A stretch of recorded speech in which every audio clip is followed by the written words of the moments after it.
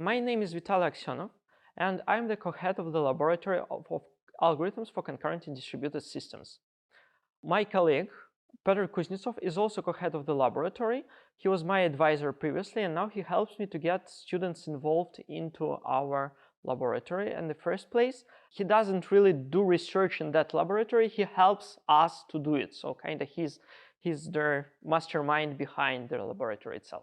Our laboratory started 1 year ago in JetBrains research, but to be honest, it was started at 2019, I think, so 2 years ago, when I took the first bachelor students for their thesis. We were working together, and then finally, at the end of this time, I talked with one student, and he wanted to become the part of the laboratory, so that's why we decided to become the laboratory in JetBrains research.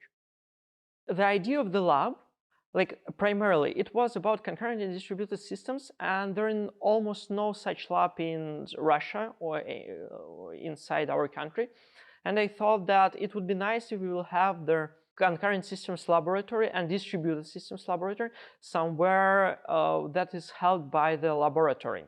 Since I'm moving back to Russia, I was a postdoc in Austria and I get my PhD in Paris. I decided so it would be a good idea to have a laboratory with high-level research on concurrent and distributed systems.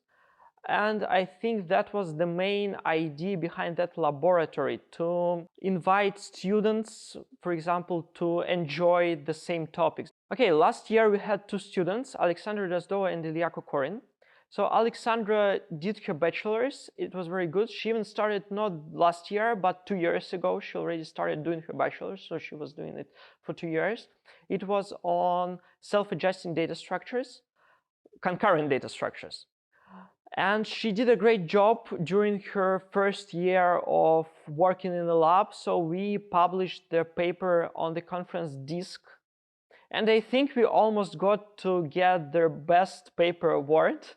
But unfortunately, we were so close. We were like the fourth paper or the third paper between everybody. Unfortunately, she left the lab, but I hope she will help us in the future with her topic. So we had another excellent student, Ilya Kokorin, who was starting with me already 2 years ago. Now it is the third year kind of in our laboratory. During the first year, he was doing his bachelor's thesis on how to evaluate NVRAM programs. NVRAM is like there is something in between DRAM and hard drive disks, SSDs, something in the middle.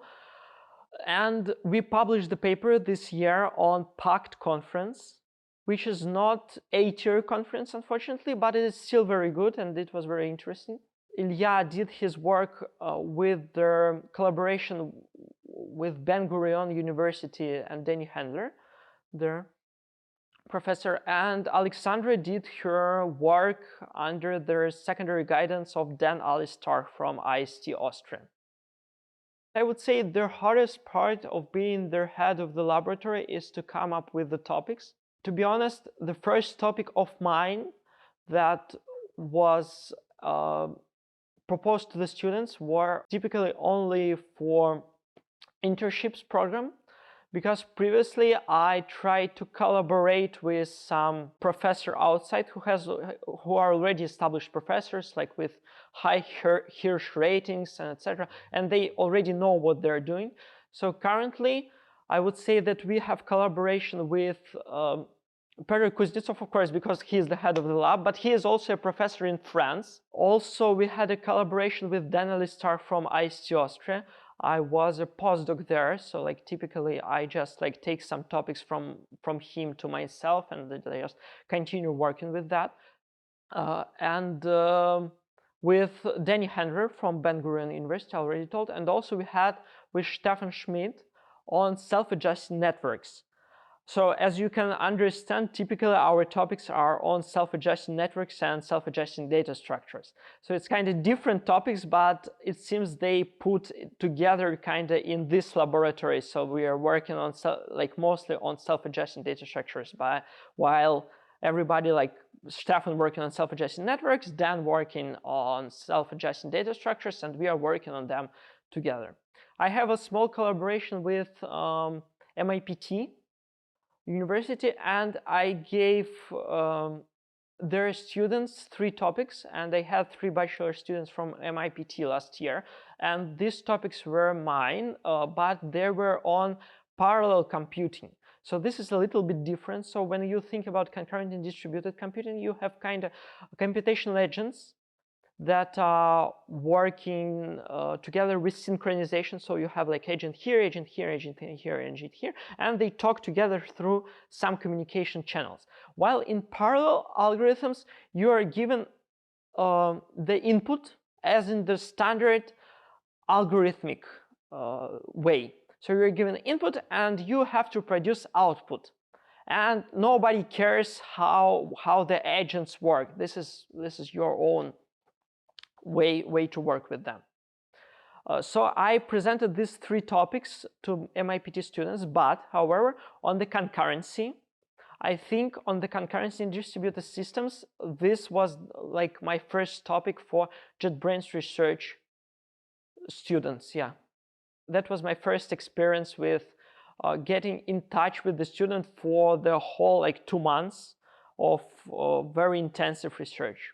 It is very hard to come up with your own topics. That's inevitable, especially when you start. I think it's pretty hard, but when you get mature, you should understand how to generate topics in general, because your knowledge grow a lot, and you know more and more things, and you can come up with new ideas.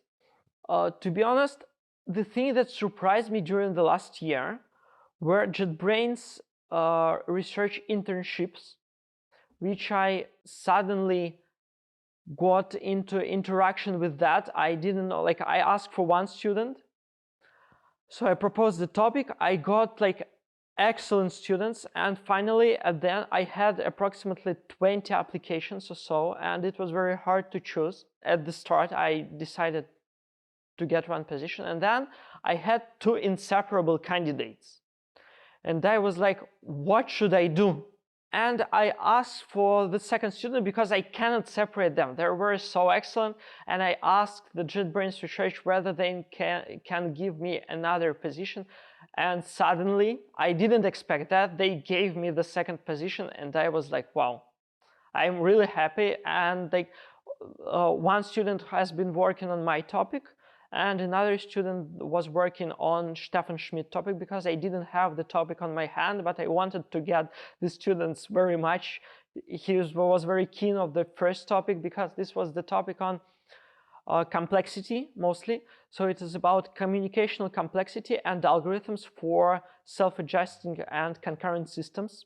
And I know that students in St. Petersburg are very good in algorithms and complexity theory. So I think this was the perfect match from them, and I got the perfect match from their students. I would say especially thanks to Yulia Babovich, who helped us during this JetBrains research call, because she was responsible for their JetBrains research internship students, and she helped me to get to Andrei Ivanov. I think she got there to ask for the second student, and I'm very happy that she did that. My goal for the next year is trying to expand a little bit, so that we will have not 1 regular student, permanent student, but for example 2 or 3. And my another dream is probably to organize some top-tier conference in St. Petersburg. That is one of my dreams. I don't know when it will be possible. I never talked without it with anybody. So we have this Hydra conference, which I have, like, which I'm sitting here. So it is Hydra conference. It is, and SPTDC summer school. We have them in collaboration with JAGRU. Probably somebody of you knows about like Java conference and etc. We have parallel, concurrent and distributed conferences, and parallel and distributed schools on that, with collaboration with them. And I hope that someday St. Petersburg will hold their top-tier international conference.